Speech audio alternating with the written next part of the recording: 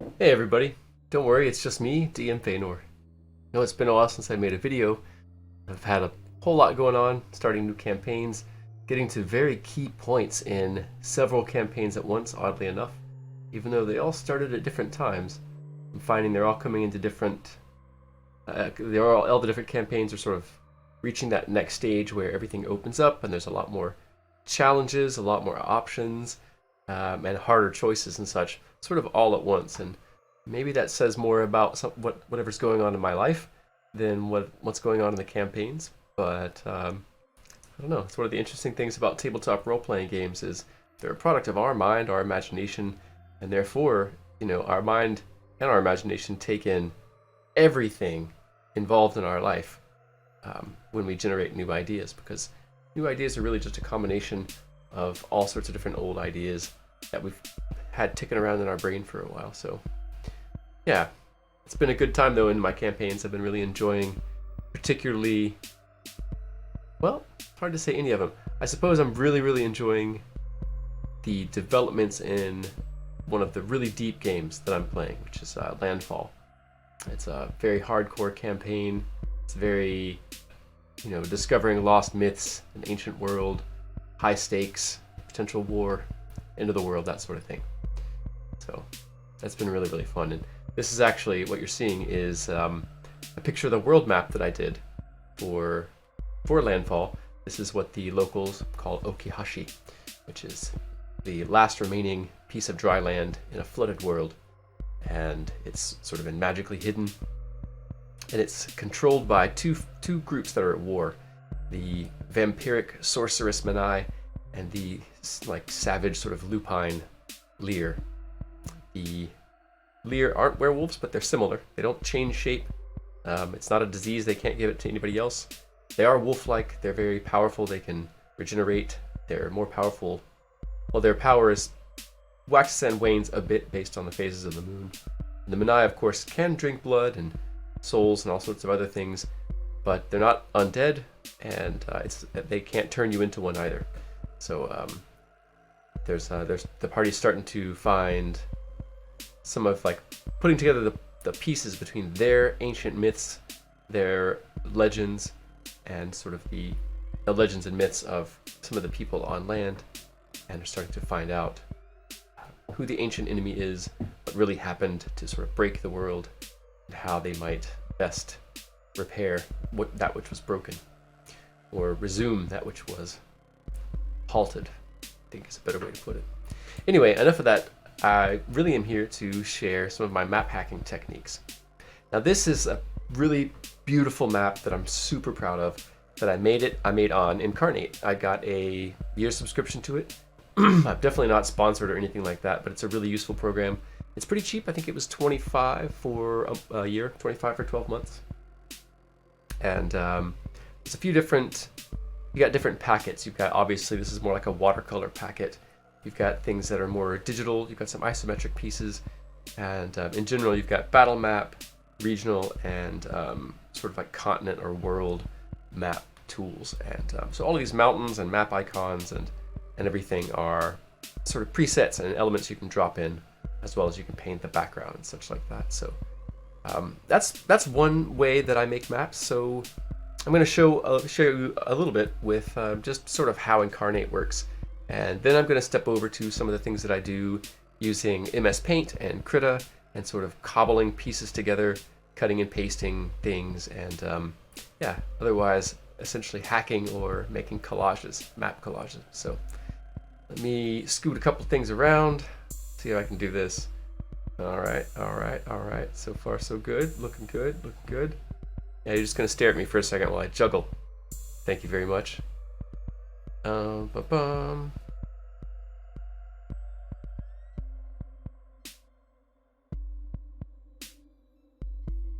Oh my god. I'm shrinking. I think that'll be good. All right, let's see here.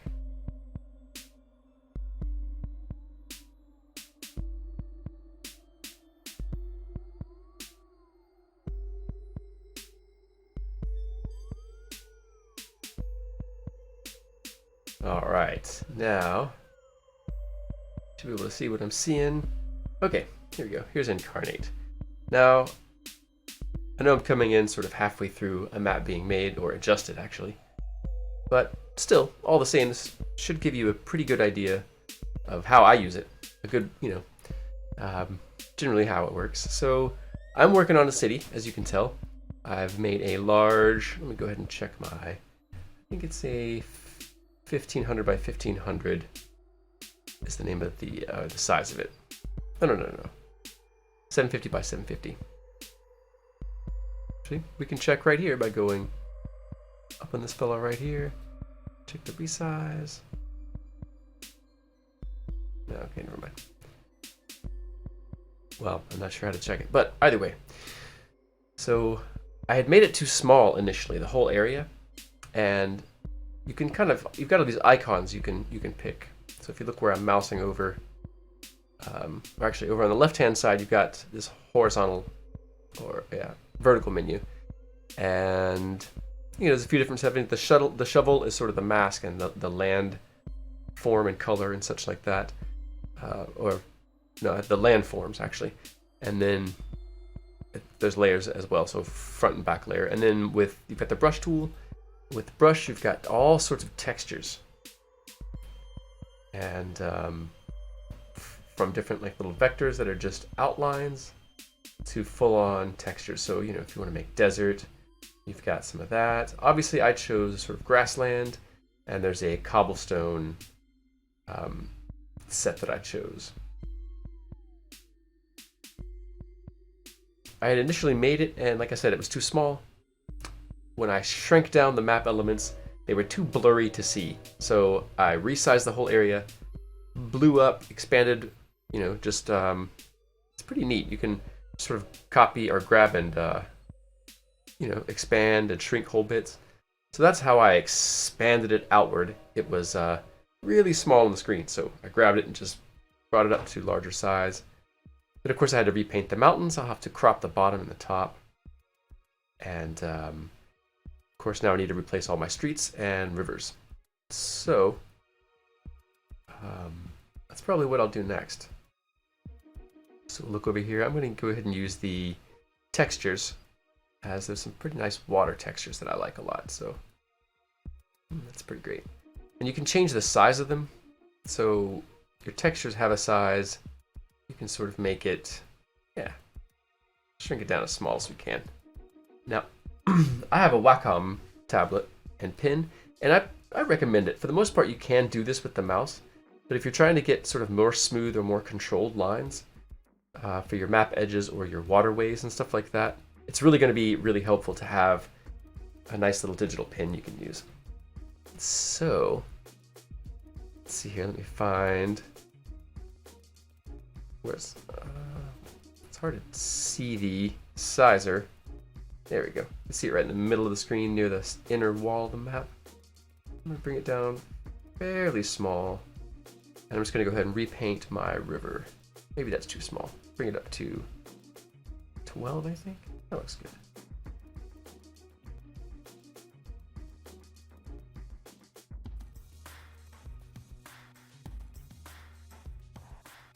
Nah, it's a little too big. Bring it down to 10. See how that feels. Yeah, it's better.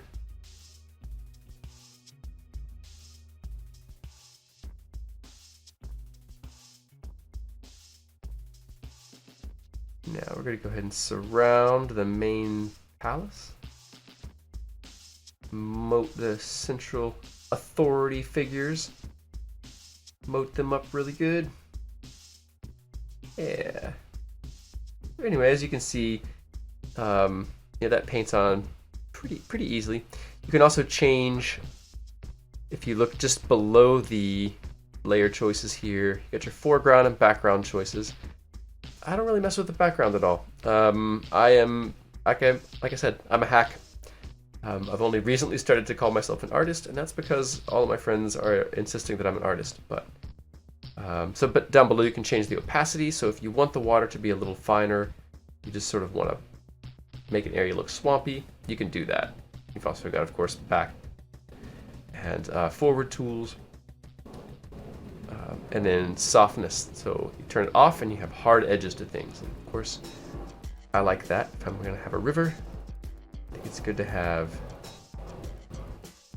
hard edges. So you definitely see the boundary. All right. I see this river has been channeled for generations and generations and generations. Originally Arathan was a city of the dwarves thousands of years ago, in times that are pretty much legendary to humans, halflings, gnomes. But the elves remember. The great war between powers that's known mostly, by and large, as the War of the Gods. War of Powers, the Powers Battle, the World's War. There's a few other names as well, but that's essentially, those are the main ones. After this war, a group of elves arrived. They needed land. Theirs had been destroyed, warped. The dwarves were amenable, retreating more and more into their own mountain halls, the terraced plazas, and like massive just sort of holdings and palaces and such that they were building in the Oklavar Mountains.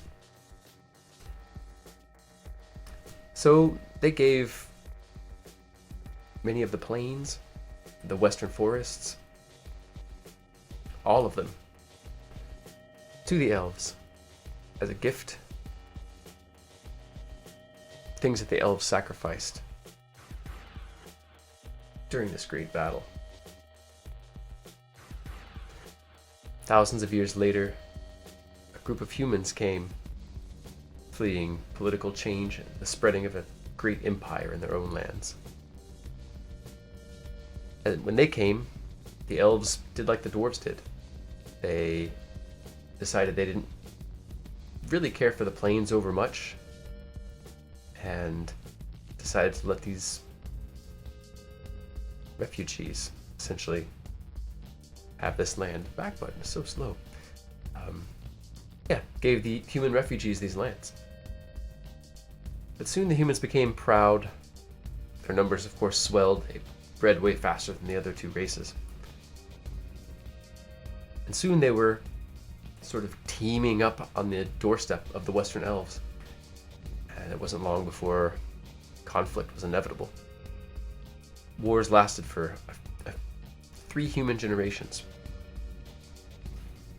After which, because of the mounting devastation and all the lost sons and daughters over generations, a peace was hammered out between the elves and the dwarves. And as a gift, the elves opened up the city to the humans and made it sort of an open, cosmopolitan sort of center. Over hundreds and hundreds and hundreds of years, the elves gradually retreated deeper into their forests and left this city for the human kingdom of Emirs. They moved into it and, of course, took it over. 300 years now, the royal family of Emirs has ruled this city, and it's right on the eastern edge of the great elven forests, right on the western edge of the great human kingdoms, and at the southernmost tip of the dwarven mountains that they make their huge fastnesses holds and deep delves within. It's pretty much the only city in the continent, or on the continent of Methalis, certainly in the human lands, that welcomes many races. Though there are humans that run it. It is a family rumored to have elven blood way back in their lineage. So because of that, the city of Arathan has a whole lot of various types of architecture. There's very, very, very old dwarven towers, halls, but also underground tunnels, old crypts, and more. I guess we're gonna have to put some more bridges in here at some point. But yeah, I like the idea that the sort of inner area of a Wraithen, there's waterways going in different directions.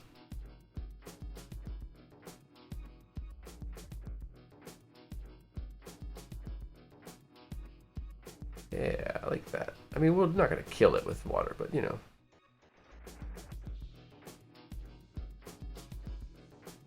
Oh, whoops. There we go. Nice to have a little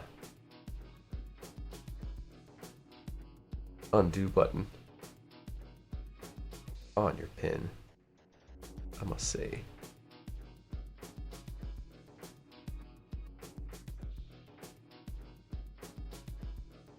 Alright, so that's a little bit of that, just to give you an idea of how that can work. Again, you can change the size of your pin, nib, so if you want to cover huge areas, or you want to just do some tiny, tiny areas, you can totally do that. For just for a moment, we're going to work on a little bit of the streets. I'm going to make sure I've got the size where I want it, because I want it to be pretty small.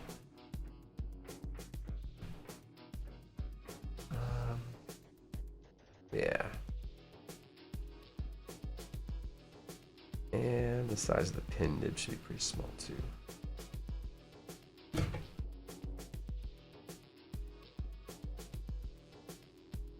Definitely a good bit of work for me to redraw these roads. I think that was I probably should have taken a picture before I changed everything.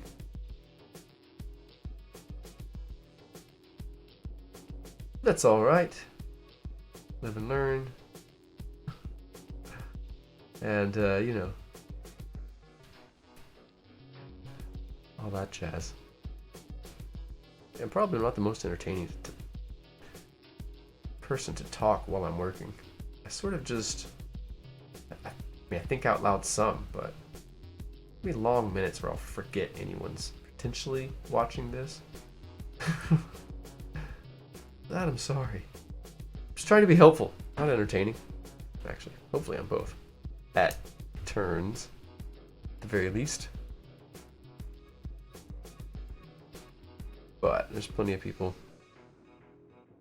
shouting your head off and being extreme and super exciting, jerking your attention around. I'm not really trying to do that. I'm just trying to hang out with you and share some of my tricks. I'm not going to fill in this whole area, but just give you an idea of how this works, how you can make things look. And it's pretty easy, since all of these houses that I pulled in. Well, now that I've done some of the streets, I guess, yeah, let's pull in the houses, and we pull in some buildings and show you how that works. So if you look over here on the left, I don't know if you can see through my faceplate, but if you open up Inkarnate, it's a little castle. It's the stamp toolbox.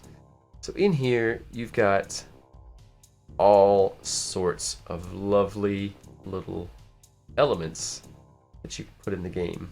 You know, from rocks, waterfalls, and things like that. Plants, buildings. You can change the size and shape and rotation. And a lot of these have color options too. So you mouse over, you look at show, you're like, oh, there's some different options. A blue, a red one, and cool.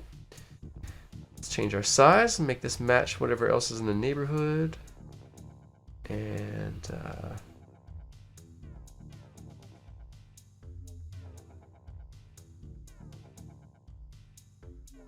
still, even with all the fact that I made the map way bigger, all this stuff feels really small. Oh, it feels really blurry when you zoom in. So.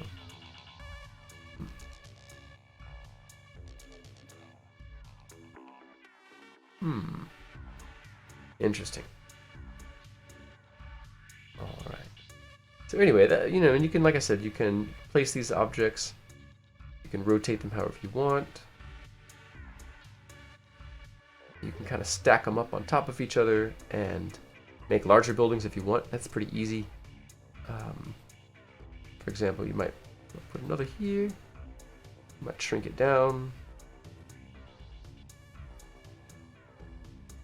Flip it around like so.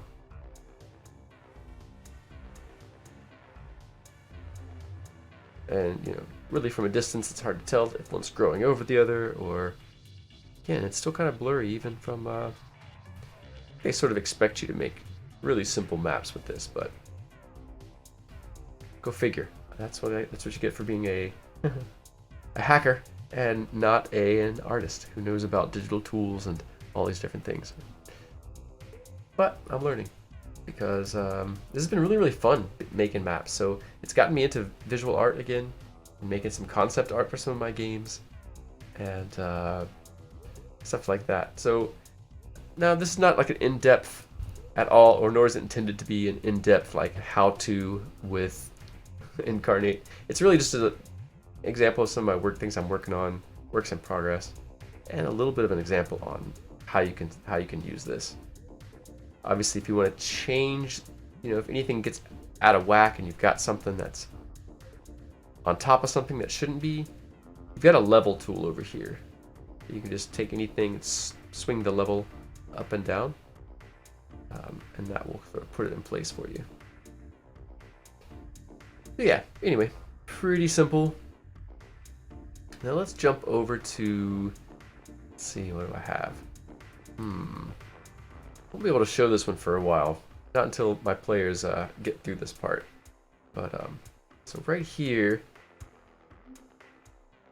now I bought the quarantine package of maps from Seafoot Games, and they had a bunch of just great maps, just general purpose. Some of them are decorated, some have furniture, some don't. A lot of them will be sort of repurposed map areas with different elements in them. A lot of really useful stuff. A lot of really cool environments, sewers, to castles and palaces and things like that. So I've taken multiple of those and cut them up in Paint, in MS Paint. Actually, maybe we should do that first. Let's let's see what that looks like in MS Paint. So show you my map hacking. I'm sure some of you have done this sort of thing already. Just say you have 2 or 3 maps, right? And you want to, so grab this one, move it over here. I say you want to rearrange a map, or you want to paste several different maps together, or you know, you want to change some of the dimensions of a map. This is a great way to do it. You just open it up in Paint and you just move pieces around. It's pretty handy. So, and then of course when you do move them around, there'll be gaps between things. You've got areas that don't look right together.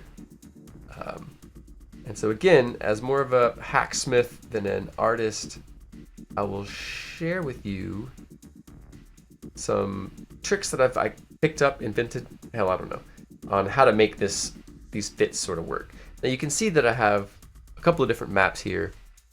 This one I had to rotate out. It was initially looked something like this, and so I put it into place, rotate it. This was an inner sanctum from another map that I, again, just cut out. I got rid of the other piece. I pulled this in. I've layered these all in, laid them all into place, and say now I'm trying to blend them together so it looks like they belong together, right? Obviously, I've got these gaps. We can't have that mess. So, simplest thing that I do is just grab my dropper tool, find the nearest edge of something that looks like a color that I want. Come on, dropper tool. Say that. All right, cool. Looks great. That color's perfect. Now we're going to take one of the brushes. Yeah, oil's okay, but let's see, what's this one here? There you go, just a standard old brush, perfect. To make it kind of big. Now we're going to go in here. Ooh, no opacity or anything, so it's not the best. That's all right. We're just making a mess here. That's cool. we'll go back in with the spray paint tool, perhaps, and blend it. You can also get this program that I use called Krita, and it's a little more of a learning curve because it's a better program. There's more tools, it takes longer to figure them out. But it's got a lot softer brushes. Your computer also might come with Paint 3D, which your brushes have an opacity control. So that's pretty handy. Well, forget that. Let's go right in for the spray paint. As probably one of your better ways to... It's tacky, everybody hates it, but...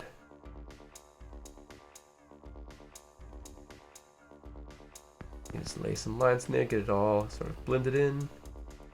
A lot of these lines aren't going to matter, actually. So let's ignore these parts and focus on what's going to really matter. And that's going to be the places where the party is going to walk, where they're going to see. A lot of these lines back here, they're going to be hidden off the map by, by the fog of war. So we don't have to worry about that either, really. Let's just make sure whatever they do see on the edges here is going to blend, is going to not stand out. It's going to fit in with everything else that they're seeing around it.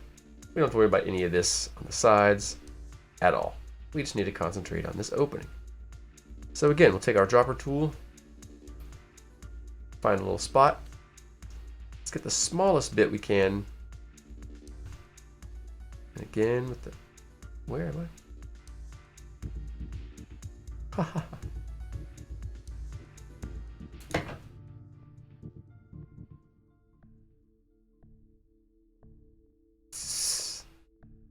right. It seems like it has lost my cursor. Well, that's not going to work. All right. So this is why we don't use MS Paint. It tends to glitch out sometimes. All right, let's back over to Krita. So as you saw, I kind of bring some of those pieces together a little bit before it kind of stopped working.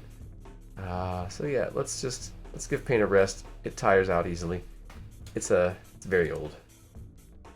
It needs its rest. Okay, look back at this. So Krita obviously has a lot more tools. I'm gonna give you a brief, here's the only things that I really do on it. Obviously you can use the mouse wheel to zoom in and out wherever you're sort of focused. If you look up top middle, you've got your opacity and your size. So size is, you got a big old brush, see that?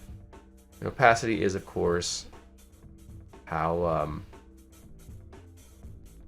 dark the lines are you put on, right?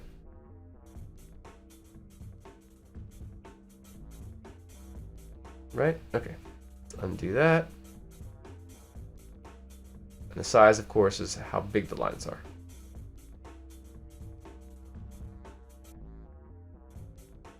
All right, so that's your basics there. Now let's zoom in and do something similar, like we were going to use the dropper tool. So look over here on the left, there's that vertical menu. It's a bunch of stuff. The main things we want to look at are the brush tool, the eyedropper tool. If you want to move things around, you've got the select and the move tool. So you'll select a square, grab the move it around, and then when you're done moving, you have to go back to the select and deselect. Otherwise, it'll mess you up. Okay, so let's again look at some of those areas. We'll just go ahead and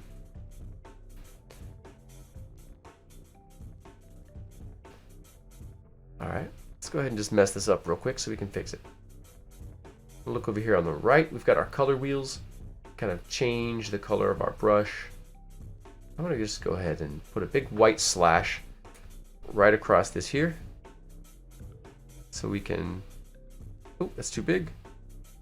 Perfect. A big white slash across there. Okay, so now we've got to fix that. So let's look on our left. Let's grab the dropper.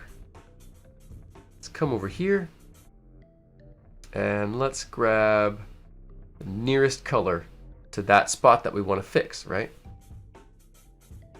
And let's come in and just start brushing it in a little bit. Boom. And let's just cross this gap a little bit. Now let's stop there. Let's eye drop. Let's move over a few inches. Eye drop here. Actually, it's a little bit lighter or grayer. Something different. It's not the exact same color. And then let's start crossing up that there too. Blocking that off. All right, great. Let's go grab a different color. One over here. That could be the same as the first one, doesn't matter. What matters is that we get a little variation. So we don't have just a solid bar of color going across. It doesn't look good for the eye, I don't think. Alright, I'm grabbing another color. Beautiful, beautiful. I love it. Okay.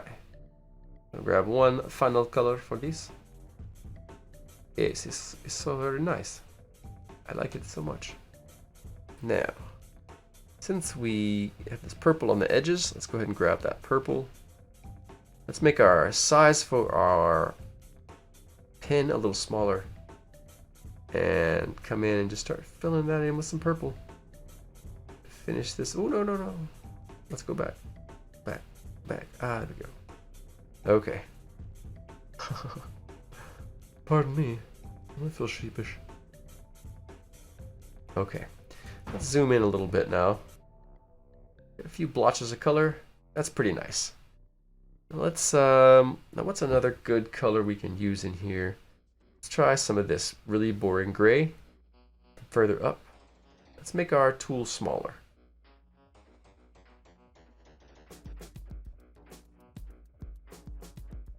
Do a little bit of edge there. No. Alright. Let's bring our opacity way down. Let's see here. Let's find yeah, a little lighter purple. Okay. Let's make our brush a little bigger. Now, if you've got a pin, a digital pin, this makes this part a lot easier, where you can sort of do different opacities and such like that.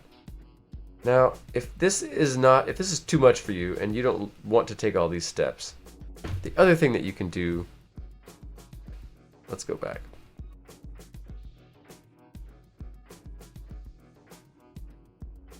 Do all this stuff. Yeah.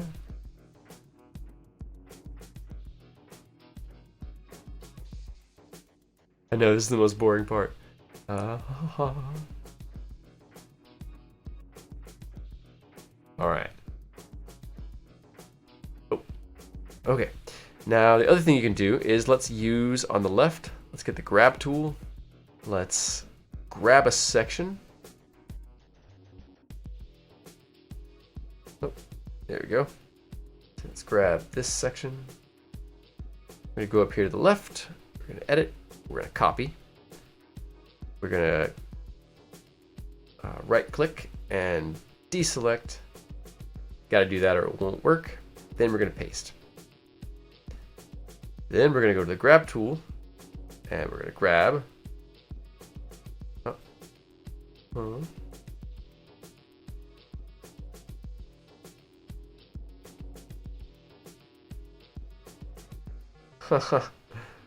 I see. Aha, I do not understand Krita. Not yet, anyway. I'm learning to master it.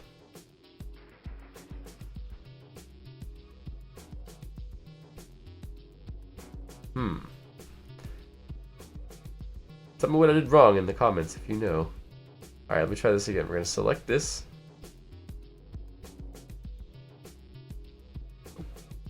No. Edit. We're going to copy it. We're going to deselect. And we're going to paste. Then we're going to grab. Or move, rather. but it's not doing it. All right, let's try this.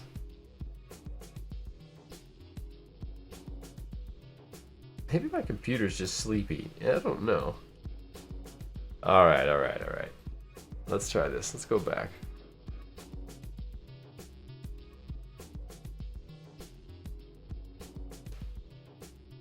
Okay, let's try it again. So we're gonna select this area right here. Copy. Let's try pasting first. Then let's deselect. Then let's grab to move. Oh. Oh yeah, I'm doing it in the wrong order. Ha ha ha ha. Watch me learn. All right, we're gonna copy. We are gonna paste. We're gonna move. We need to move the other layer, I believe.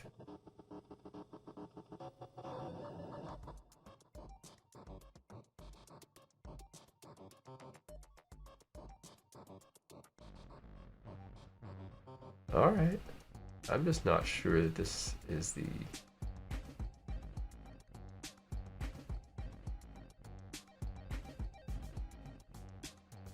Okay, there we go. Had to get it on the right layer. Now I can do it. Yeah. Okay, so yeah, say you're covering a gap.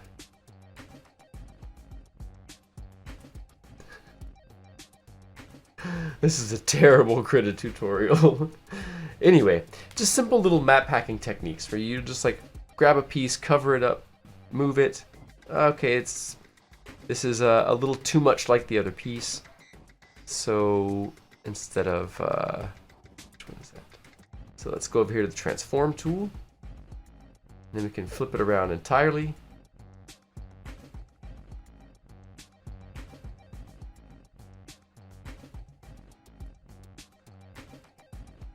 And now it's at least not identical in that way. Let's flip it the other way too. Why not? Give us a better chance of it not looking exactly like another square on here.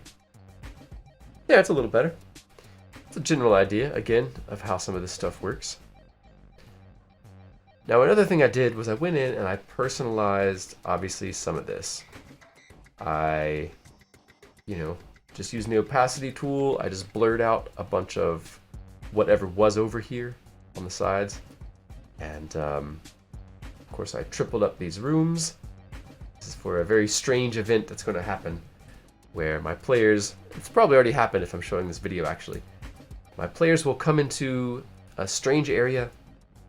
They will each experience sort of a time fugue where they sort of experience themselves making different choices. They experience, the past events going differently, having different allies in the space and room with them. And they also, they sort of get trapped in this mist of time for a brief moment where they have to fight sort of a shadow double of themselves. They don't get any help. It's just them until they defeat it. And then once they defeat it, they can choose to step into one of the other shadow realms to help one of the other players. So I've made sure there was enough rooms for all the players to bring them off to, so that round by round we can play this out. So everyone can see what everyone else is doing, but not be able to intervene until, of course, they win through. Now what I'm doing here is I'm just going to I'm working on making a magical pool, similar to these sort of boiling, roiling magical smoke that I painted onto the map here. And again, this was not that complicated. I just played with the size tool and the opacity, trying a few different things until I get the opacity about 20%. Get the size to about, 26, something like that.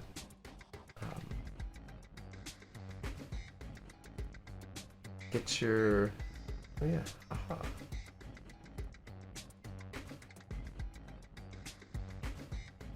Get my layers, all kinds of this stuff off.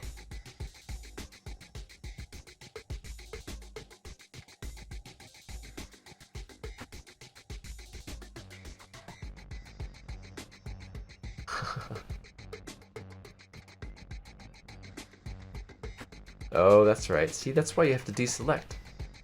Because you can't do anything if you don't deselect. It will not let you do anything else. Anyway, to share that little technique, get my opacity to about 20%, my size up. Let's go over here to the right, look at our color wheel, bring us into a nice purple. Middle brightness. Alright, let's go over here. Right here. Make our little roiling smoke area. And then what I do is I bring the size up a little bit. And I dab and dot, dot, dot a lot. Until I start seeing a good little texture start to happen. So it starts to feel like smoke a little bit, or clouds or something. And then I just sort of feel it out and go, okay, well, it's going to come this way maybe. I just do some Bob Ross stuff, man. I just like watched him so much as a kid. I think we're all kind of an artist, man. I don't know. Anyway, again, I'm not trained or anything. I haven't been practicing this stuff my whole life. Mostly a big geek who's discovering he has a strong opinion about aesthetics. Maybe that's all an artist is. Anyway, this isn't as finished as that is, but you can just tell what I'm talking about. It's kind of starting to look kind of smoky now.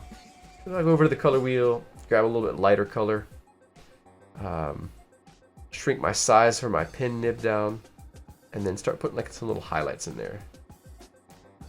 Start any piece that's already kind of standing out. Just don't go on too heavy. Just dab it around a little bit. This is a cool way to make a little smoky effect. Yeah. Yeah, alright, so there you go. Now, looks pretty cool. I think I'm going to leave it. Alright, so simple little smoke jobs. Now up here, I kind of went over the rooms. There were, yeah, you can see from the unevenness on the lines here and there that I did that sort of copying, pasting, and moving pieces around to cover over other elements, to replace broken pillars in what was a very ruined room. And now I've sort of painted them in electric blue, added strange fog and wisp to the edges of it. And now I'm starting here. Another one of those little smoky pools. I just did what I was doing earlier that I showed you, where I'm just sort of like coming in and start with a darker one. There we go.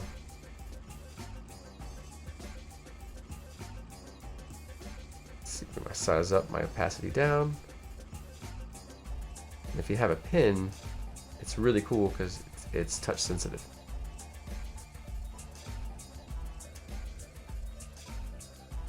I'm just sort of laying my color in a little bit. Anyway, so I just started with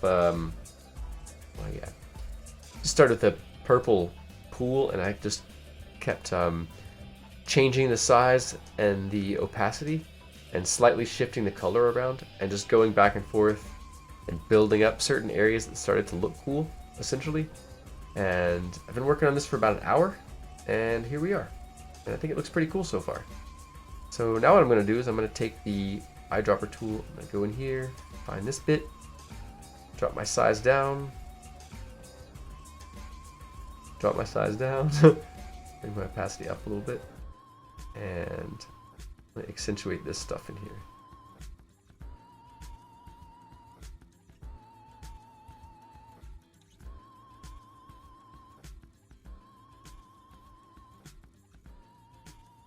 Yeah, I think I'm going to take some of this darker, put it in between some of the clouds over here.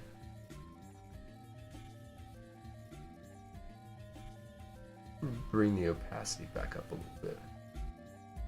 However, to make it look real nice. Not going to skimp on the niceness. We just want it to look as nice as we can.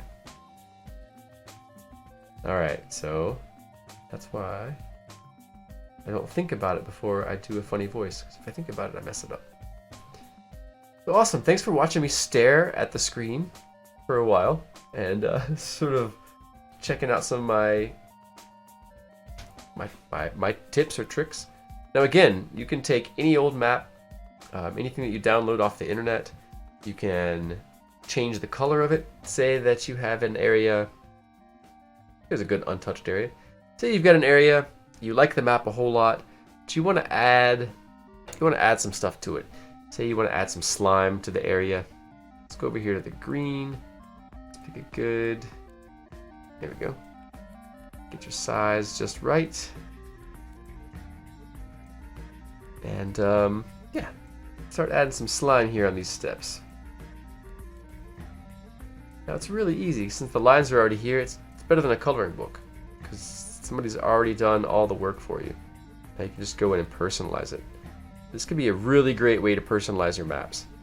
You can take one of these empty sort of maps, you can just go over it, add mold, slime, you know, and as much detail as you want. This can be a really great way to approach art too. This has really been stimulating me and getting me to actually study it more. I'm watching more videos on art tips, talking to my partner who has an art degree, and she's helping me understand perspective and shading and color theory and all this sort of stuff. So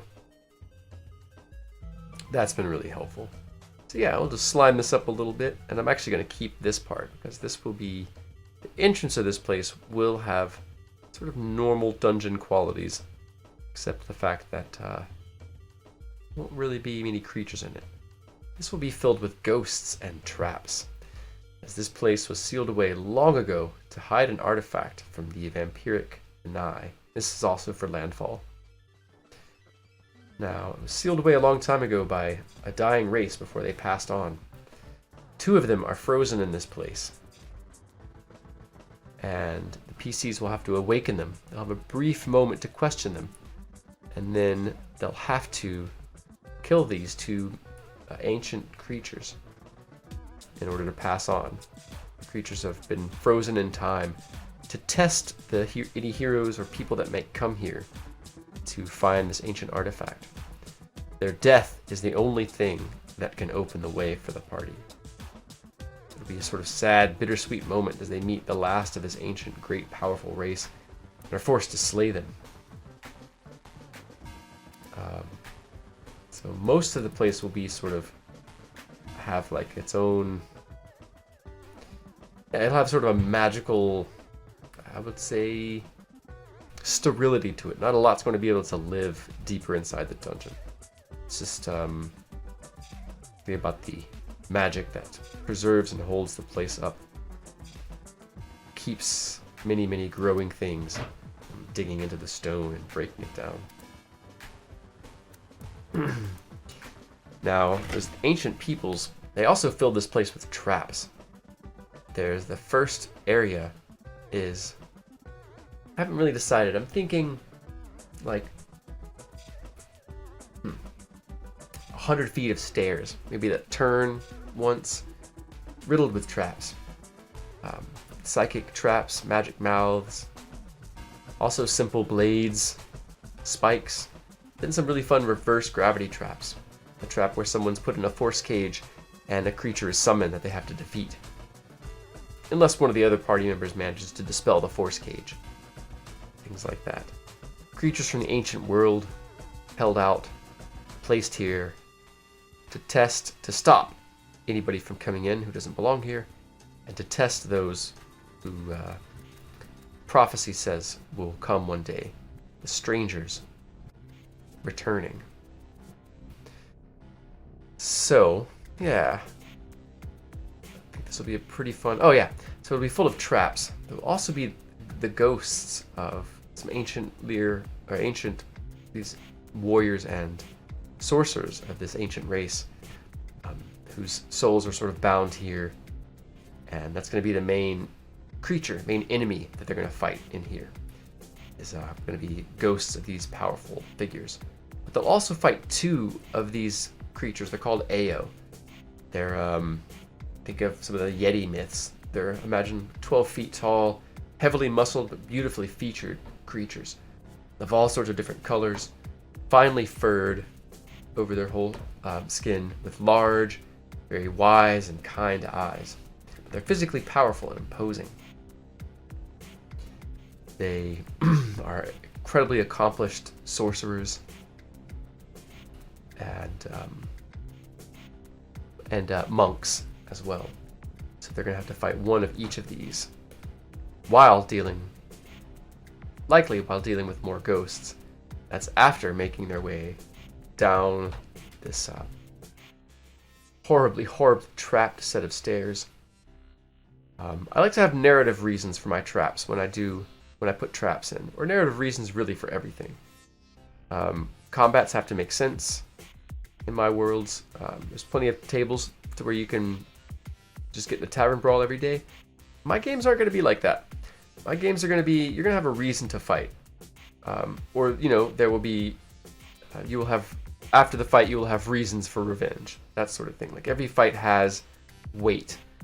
'Cause I think if we lose that in games, I think that we sort of lose the, if it's similar with, like, if our concern for death goes out the window, then a lot of the weight of the story and the weight of our decisions goes out the window too.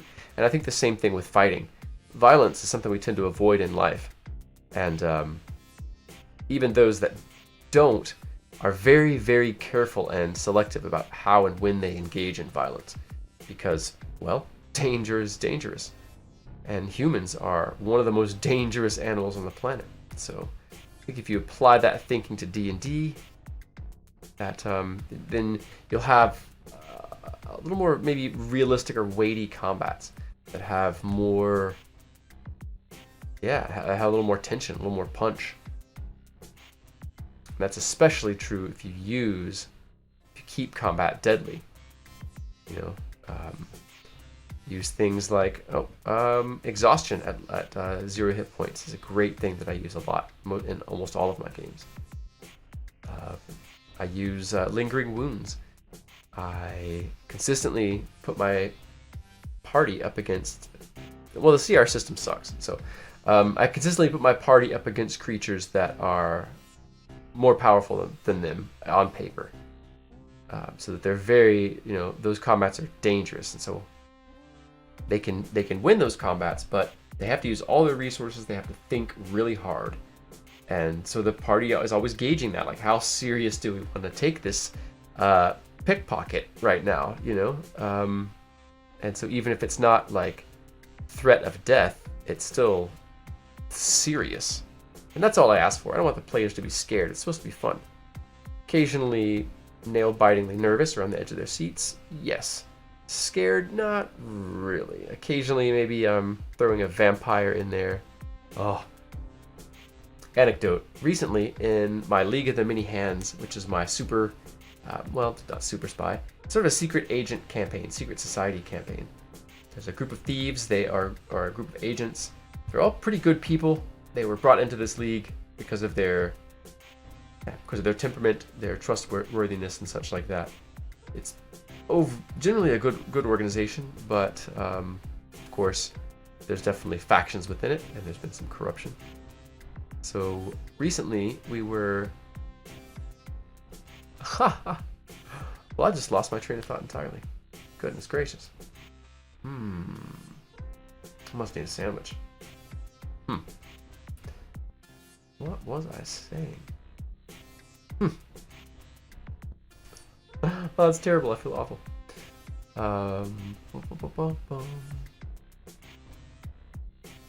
Narrative weight. Combat being serious.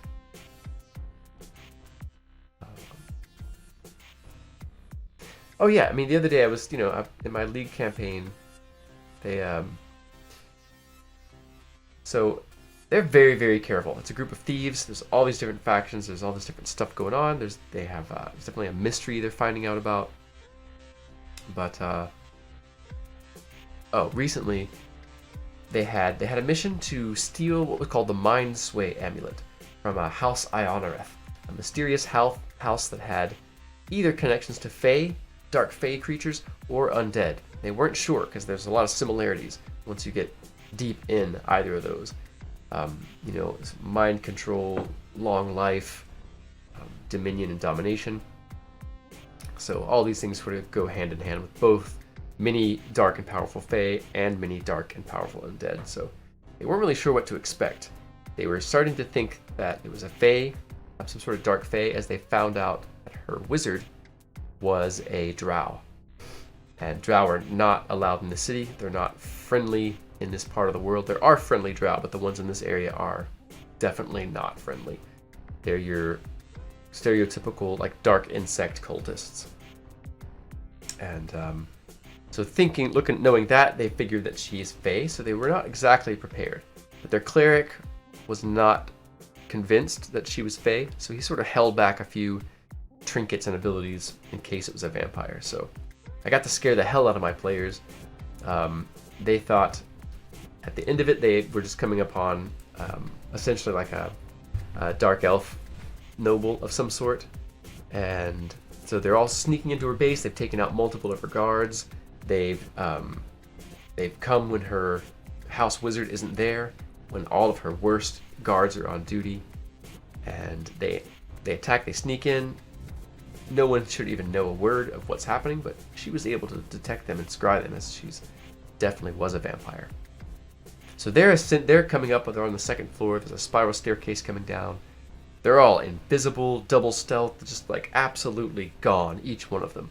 I've got a couple of wizard rogues, arcane trickster. You know, it's a party of just absolute shadow ninja. They're great.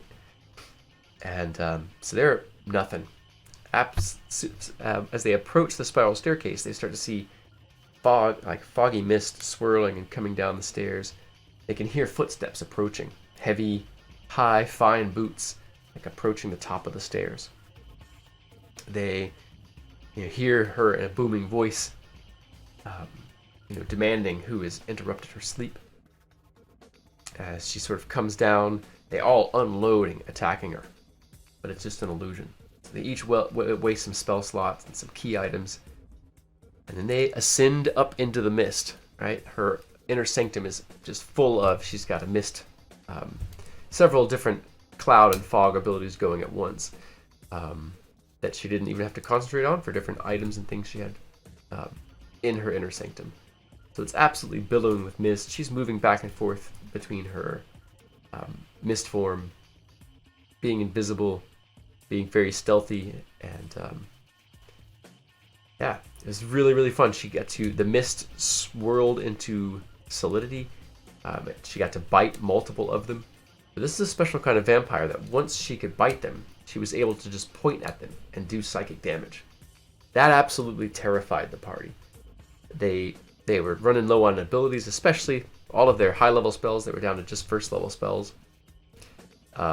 They're running low on hit points. She has a psychic connection. There's not even a saving throw. She just points and they take damage. Those of you familiar with this type of vampire, you can go ahead and share it in the comments which vampire you think it was. And yeah. So that was really fun. So occasionally I do like to scare the hell out of my players, but only, consensually and only for the benefit of all, right? Okay, so you got a good idea of some of the map hacking tricks that I use to sort of personalize and make things stand out for my world and sort of fit narratively what it is I'm trying to do in the game. So, well, that was really fun. I really appreciate y'all joining me. Let me see if I can not mess this up too bad when I come back over. Yeah. So far, so bad. Let's go back here. There we go. There we go. Beautiful. That's beautiful. There we go. There we go. Well, all right. I really appreciate y'all joining me. This was really fun. I hope you got some good ideas or some good, tips or tricks, useful inspiration, insight, or that it was just fun listening to me talk about my games and my nerddom and such like that. So, as always, you can find me on SPG, Startplaying.games. You can find me on Facebook. You can find me on Twitter. You can find me on, of course, here on YouTube. Coming soon to Twitch and Patreon. And let's see, on Roll20, of course. So, yeah. Thanks for coming. Yeah, thanks for coming to see me. Thanks for hanging out with me in my space. And yeah, as always, take care of yourself, take care of your people, and yeah, play your story. Oh yeah, definitely. Find me on the internet. I have a few different games that I'm looking for players for. One is Landfall that you saw me talking about and hearing about today. You can definitely look me up and find me. That will be a really fun session for you to join. That game is a really good, deep game, deep narrative. Not super deep role play, but just tactical thinking. A lot of lore elements and such that the party is sort of putting together and playing with. A lot of tools and a lot of challenges. So that's really fun. I'm also looking for a few more players for The Secret of Bone Hill that we're playing on Tuesdays. So hit me up if you're interested in any of those. I also have a Dome in the Delvers, which is sort of a little bit Ravnica, a little bit Eberron, but it predates both, as I've been working on this world for years. So, and I'm also looking to start a group of people in the Palace of the Silver Princess, which is a really old module that's super fun. So, all right, thanks a lot for joining. I'll see y'all soon. Take care.